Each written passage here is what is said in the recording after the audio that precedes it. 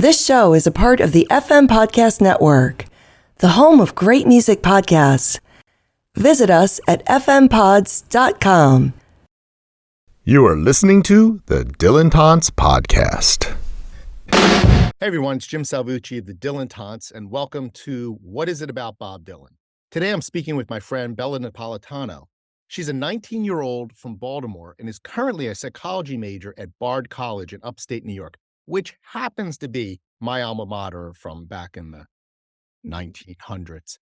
Bella is an aspiring child psychologist, loves creating visual art, enjoys going on long walks, and is a live music enthusiast. I thought it would be fun to hear from an intelligent and thoughtful young woman whose experience with the music of Bob Dylan is new.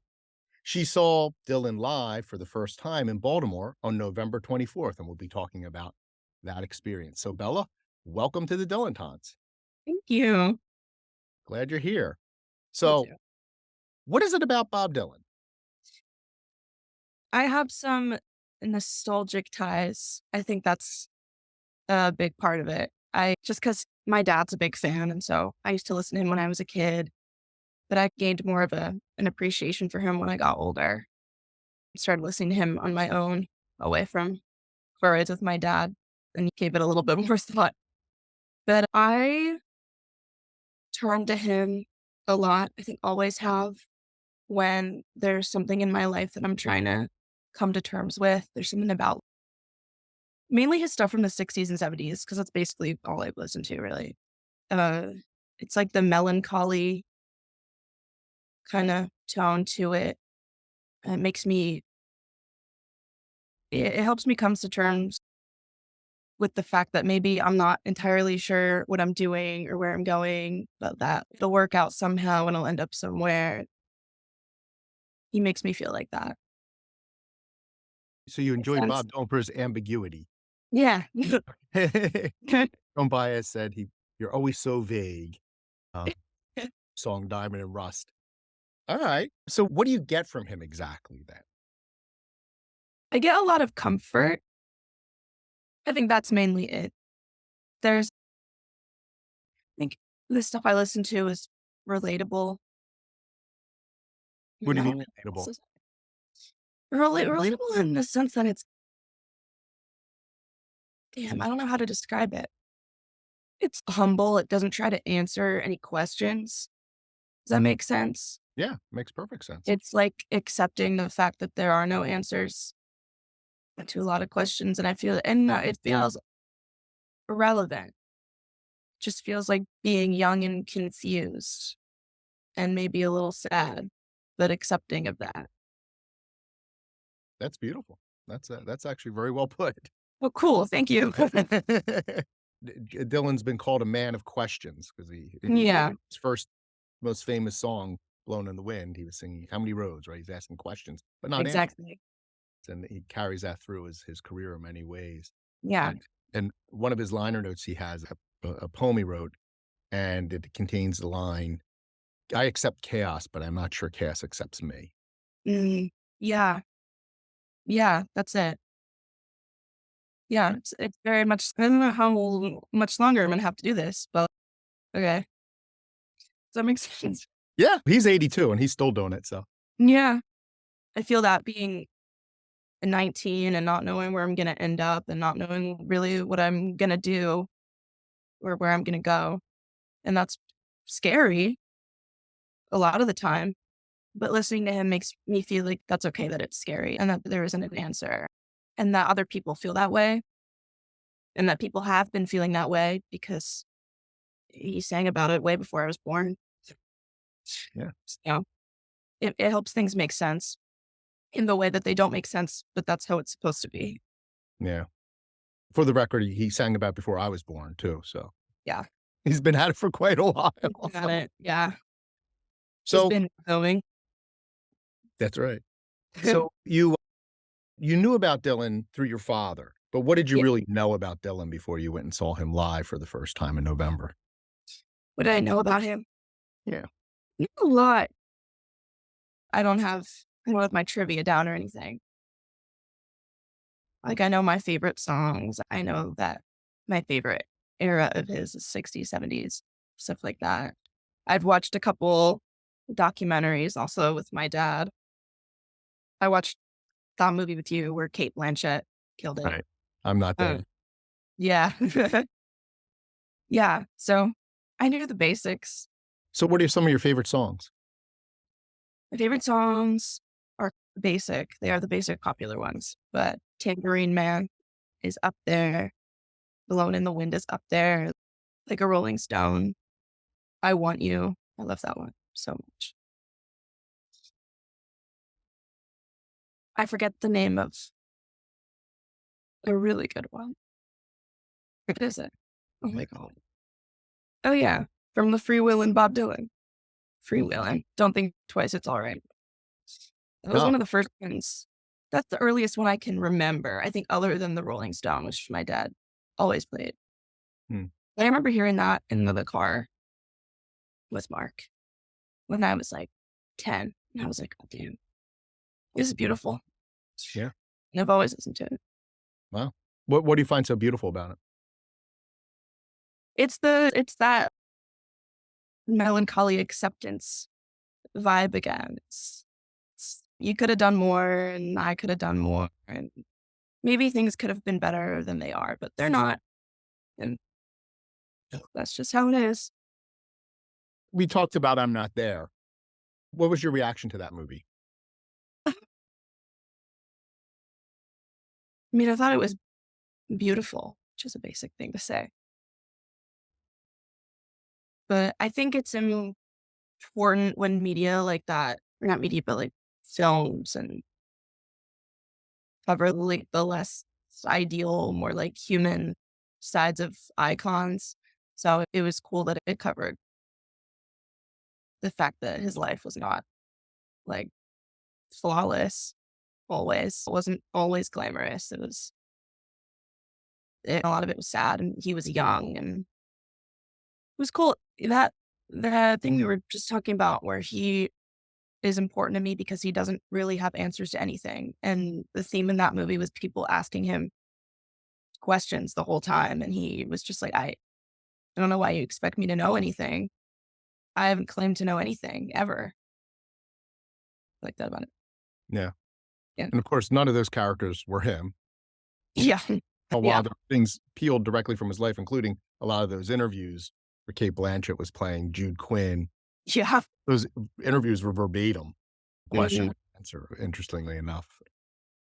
Yeah. So Dylan's old enough to be your grandfather, maybe even your great grandfather, right? Yeah. And he doesn't do nostalgia, right? He doesn't do revival stuff. No. His latest tour, he's not playing like a Rolling Stone or Blowing in the Wind or Mr. Tambourine Man or any of the super popular stuff. He's not like Tony Bennett out on tour with Lady Gaga, trying to connect the generations in that way. Yeah.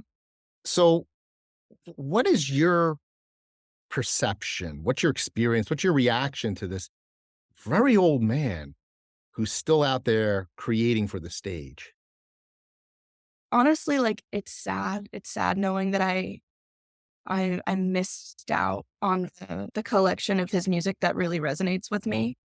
Cause honestly, like all respect to Bob, but his newer stuff doesn't hit me the same.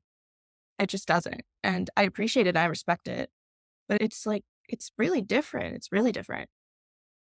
I think it was an honor to have the opportunity to see him. And every time I got disappointed that I wasn't listening to his stuff that I really feel resonates with me, I was like overwhelmed with, you have to just be grateful because he's right there and he's still here. And what is he, 86? 82. 82. Don't age him. That's great. But you have to just be grateful that he's still going. Like I have the understanding or assumption at least that I caught him at the tail end of his career, touring at least. Yeah, it's disappointing because I know that getting to hear one of those iconic songs that I've listened to all the time since I was a kid would have been a crazy, wild, like brain chemistry altering experience for me. It really would have.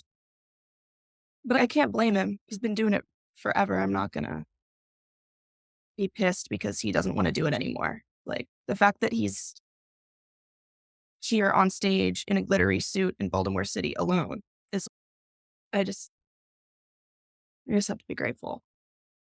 So, yeah.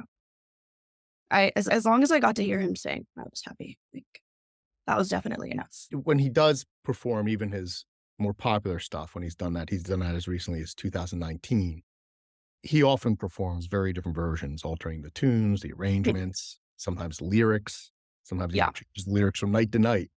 I see him twice in a row and he sings two different lyrics to the same song. In 2019, he introduced a version of Rolling Stone for the first time that was very different from the one he recorded in 66, but it was gorgeous. It was moving. How do you think you would have dealt with hearing some of your favorite songs done in a completely different way? I don't think I would have been upset about that. I think it would have been cool. I probably would have had a little bit of the same disappointment, but also the same gratitude. I think it balances. Yeah. So I had given you in advance a playlist that it basically followed Dylan's current set list, but they were all the studio versions. I specifically did not give you any bootlegs. There's bootleg recordings of all those concerts. I just listened to something from the concert you saw this morning on bootleg. And I didn't. So what I did was I gave you the studio version so you could hear how even some of his very recent stuff, he's altered it already. Yeah. Was that helpful to you, or was that surprising in any way, having that set list beforehand? It was extremely helpful because I really didn't know what to expect at all. Yeah. I didn't think to look it up. I don't know if I would have. But yeah, I didn't really, most of the songs on the set list I'd never heard before. So it was definitely helpful in the fact that I wanted to know what to expect. I think that was important to me. And it makes concerts more fun when you know the lyrics and maybe you can sing along a little bit. And no one in there was singing along, so I didn't try to do that. That was not the vibe at all. Sometimes you get people yelling along. They'll yell a phrase out or something.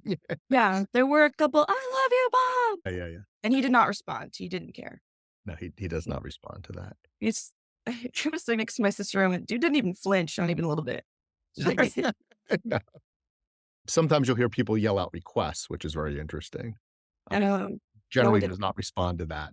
There were times when he would, but not in many decades, as far as I know. I think everybody knew their place as far as that.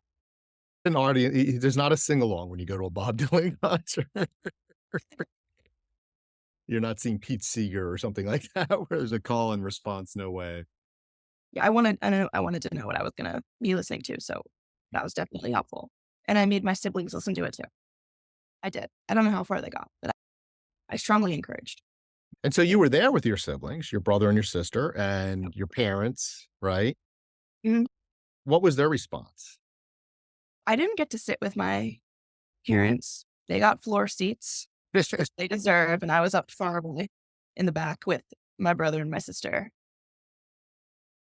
Yeah, I wish I could have seen my dad's face. I really wish I could have, but it's okay. I have an idea. Me and my dad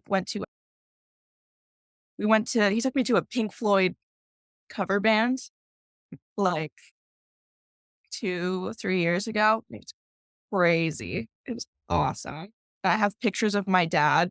Even the cover band, they sounded pretty good. I could have cried. I was so happy. It was so beautiful. I love seeing my dad watch music like that.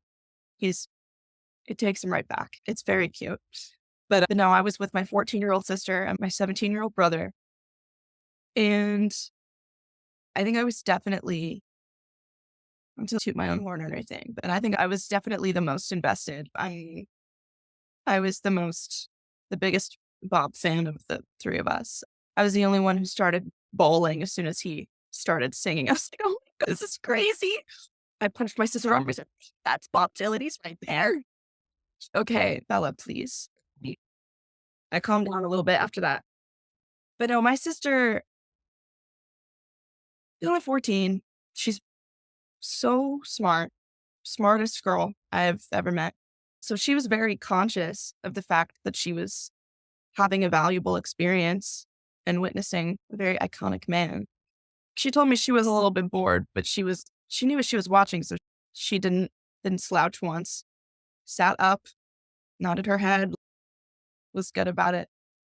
She grew up with the same dad. My brother's a big music enthusiast.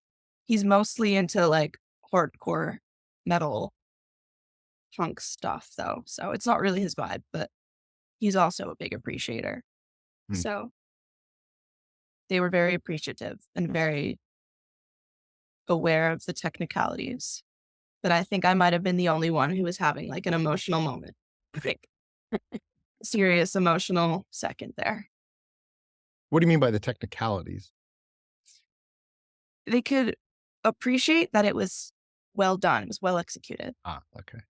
And they know him. They know what he sounds like. Mhm. They could connect with us. Okay. Yeah. I don't know how much of him they listen to actually at all. My brother might, but I doubt it. So aside from seeing Dylan and bawling your eyes out when he came on stage, what were some of was there a highlight? Was there a low light? Was there anything that stood out, good or bad? Yeah. I think the only low moment I could point to is just about halfway where I admit I did get a little bit bored. I was like, oh, wow, there's a lot that I don't really know. I knew some of the songs, but there was a lot that I didn't know. And I did feel I got a little sad. I was like, man,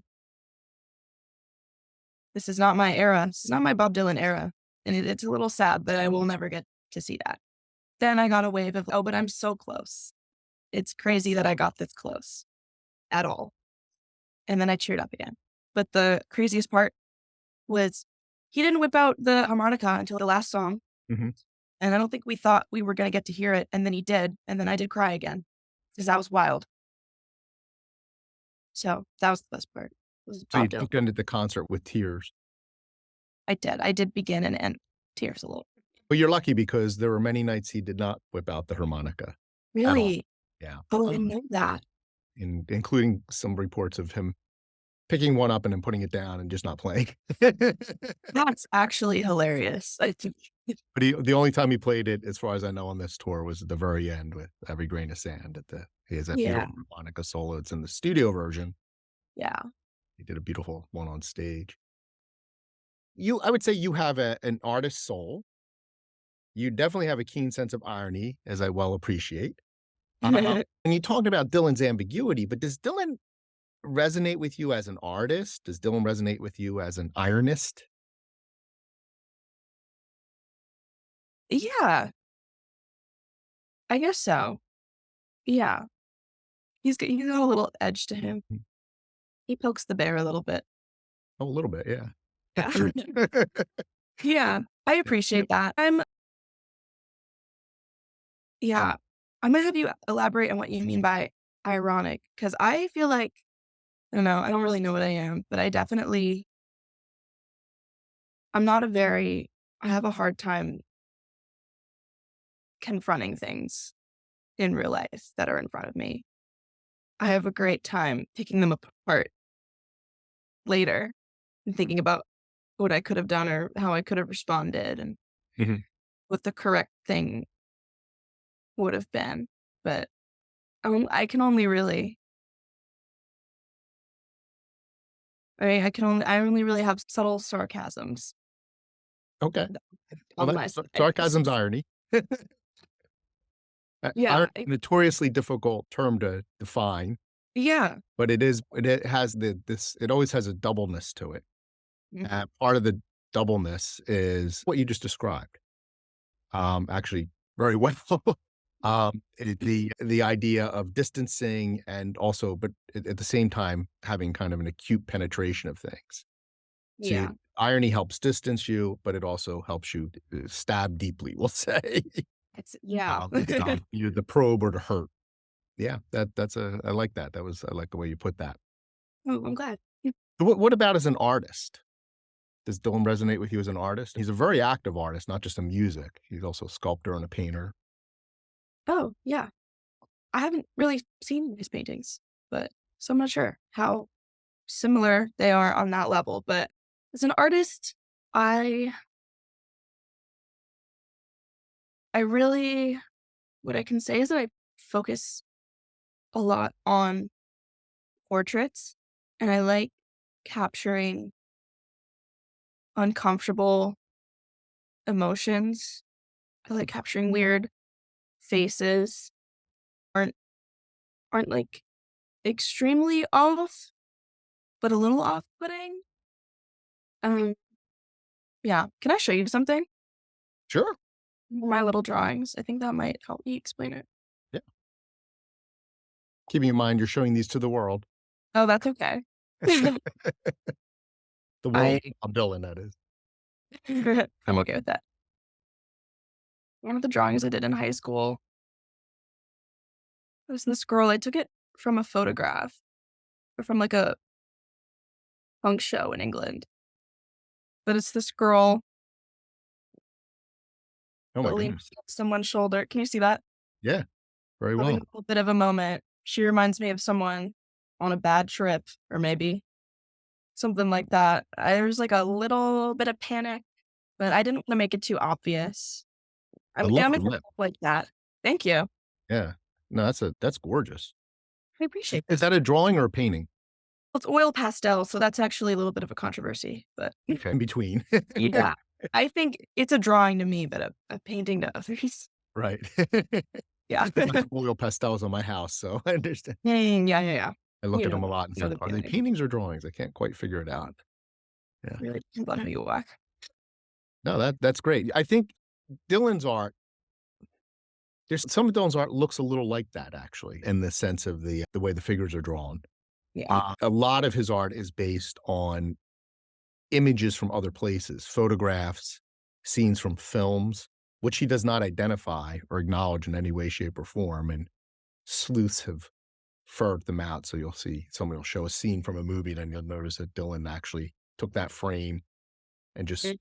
painted it, and then some are scenes and things that I guess he's observed or whatever, but it's worth checking out. It's interesting. I'm not the Yeah. biggest fan of his drawings and paintings.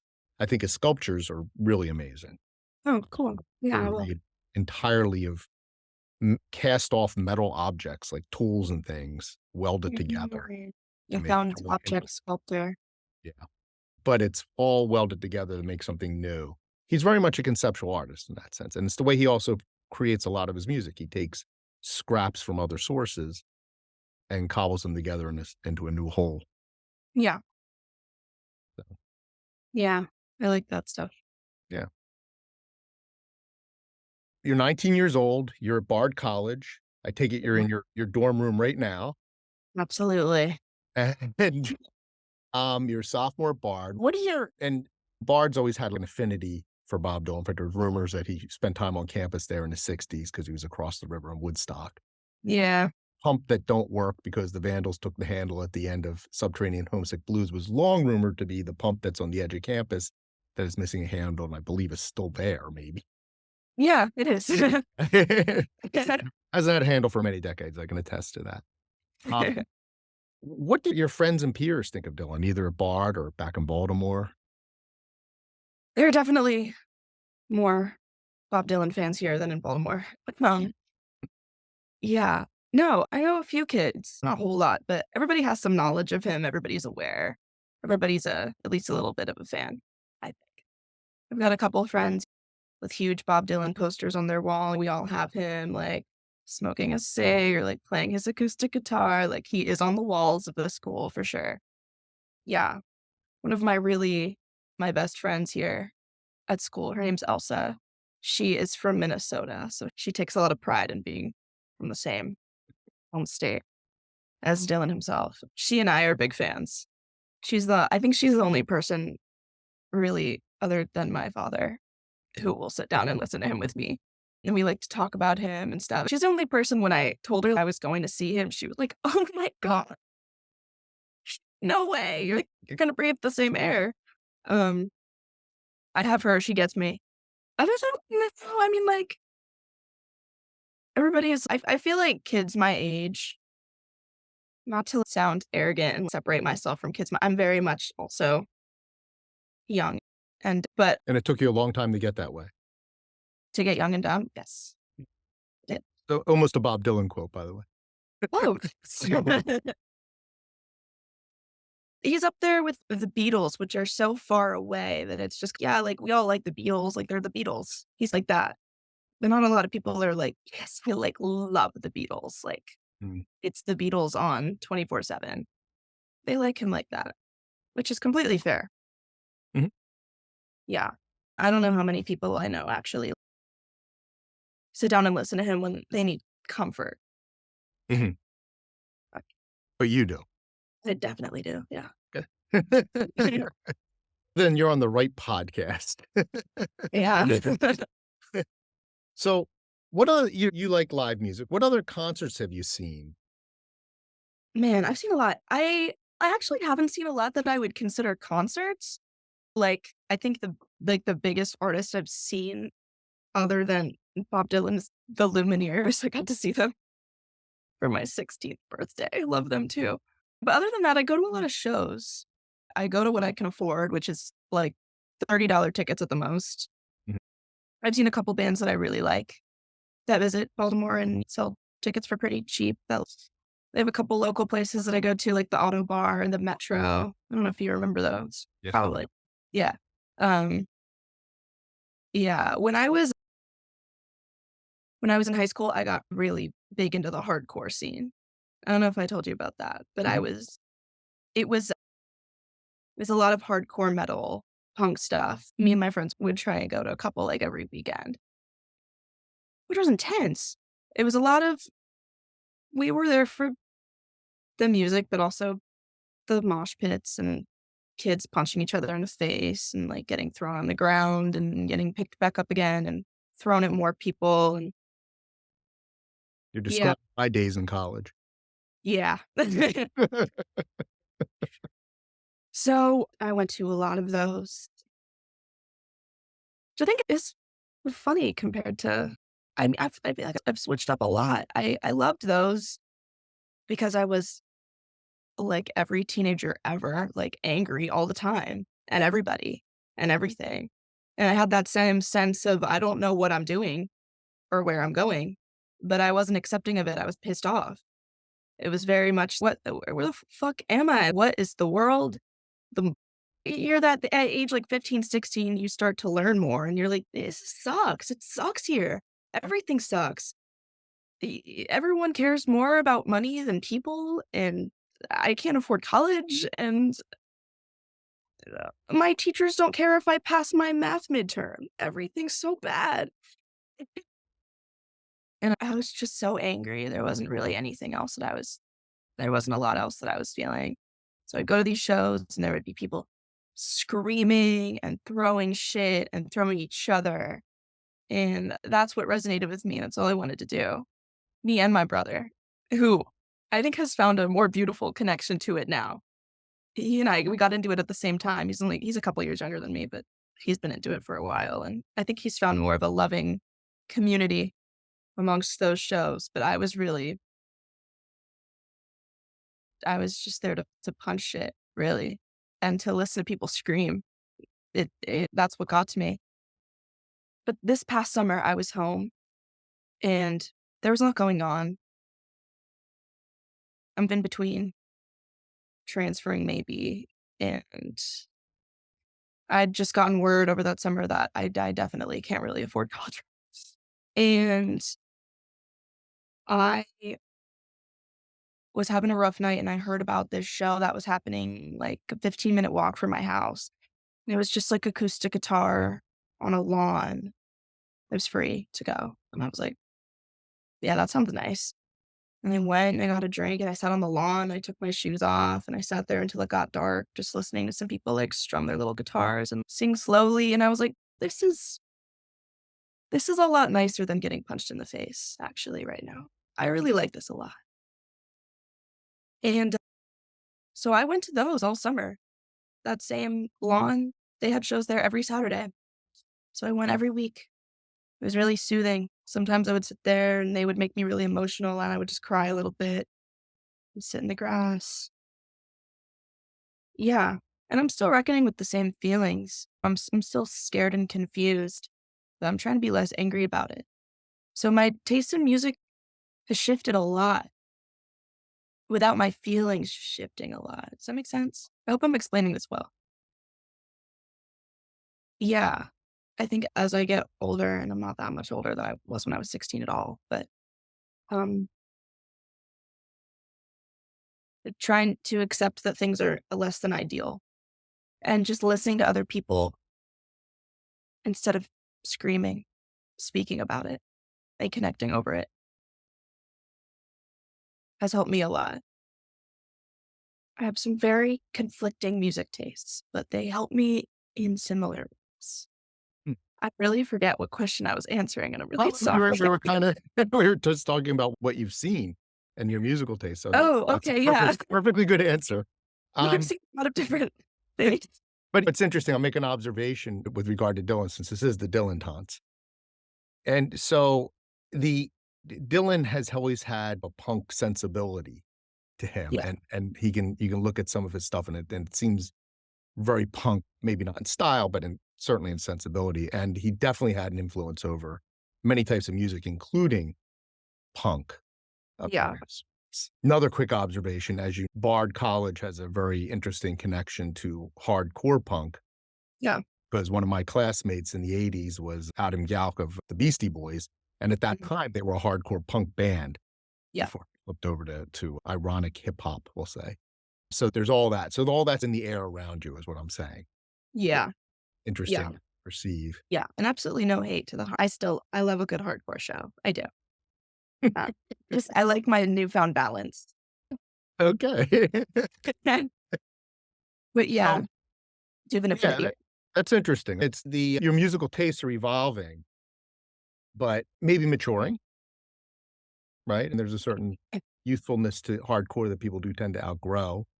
Yeah, a Um, little bit. Yes, then. Dylan does tend to appeal to more mature taste than most, but there's definitely a youthful appeal to him too. So what do you think, that just leads us right into this question. What do you think your future relationship with Dylan will be with his music?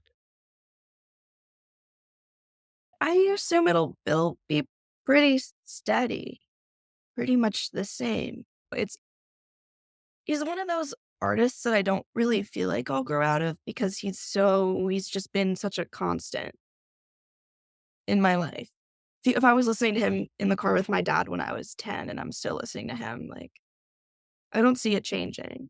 My connection with it hasn't changed much. I assume actually, I don't know. I don't know how much less confusion is gonna be in my life the older I get. Hopefully less, but I'm scared that may not be the case, and that I'm still gonna not really have ever a serious, realistic grasp on where exactly I'm gonna end up. Um, Ideally, one day, I have a place to live and a steady, reliable job and a good group of friends or a partner, a dog, or something I can count on. And I can look back and think about being 19 and be like, "Ugh, she did end up somewhere. Maybe that'll happen." But maybe I will just be between jobs and apartments for the rest of my life. I don't know. Maybe I'll look back and be like, "Yeah, she is never gonna figure it out. I've got no idea." It'll be one of those, but it'll always remind me of my childhood, which is nice. Yeah. Well, figuring it out's not always what all it's cracked out up to be too. Maybe. I don't know. We could talk about that Nice. another time. So with Dylan, how does Dylan fit into that?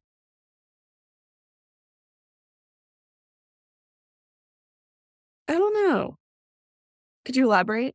So this idea of, I'm trying to keep it on the Dylan theme here. This idea that you're looking for something, you're still looking for some stability in your life, which most people are to some extent. Yeah. And Dylan's music has been something that's been with you pretty much your whole life, really. At the beginning, I said you were new to music, but that wasn't really true. I shouldn't have said that. I take No, I that. mean, listening to it. Yeah, I guess that's where I was coming from. But it's something that's been with you your whole life. It's close to your father, and you're close to your father. And how does that? How do you see that playing out in your life if you're listening to Dylan? Right now, it affects you one way. Will it affect you a different way then? I assume it will have the same effect or like the same ability to keep me grounded Mm. emotionally. I don't see that changing. I think I think the way that his lyrics have soothed me forever, I don't really see that changing. My life will definitely change, hopefully for the better, like I was talking about before. But of course, I'm always going to be a little confused and a little upset about that and a little lost and disappointed. And he always helps me with that, Mm. particularly with that acceptance thing. I wish I had a different word for acceptance, but I don't. Yeah. Not to talk more about myself and less about the music, but I am also a naturally deeply anxious girl. I'm an anxious person. And I have a lot of worst case scenarios in my mind pretty much all the time. And he is one of those people that I listen to help soothe anxiety, which is big. It's not easy to do, soothe me when I'm anxious. But it's that thing where it's okay. Like we don't know what's going to happen.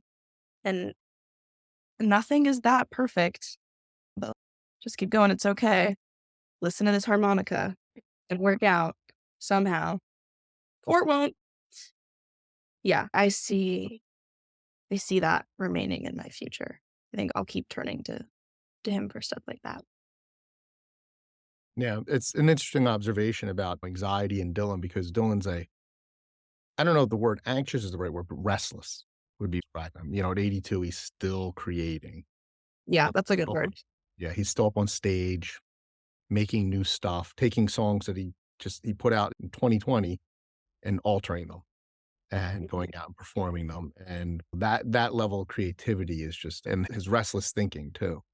Yeah. The way he's evolved over time is a subject of much discussion and speculation on what that means artistically. So maybe there's something there in terms of his restlessness that sort of speaks to your restless mind. That definitely makes sense. Hmm. Yeah. Well, Belle, let's end it here. This has been a wonderful conversation. I've really enjoyed this. Yeah, me too. Thank you for being on the Dilettantes.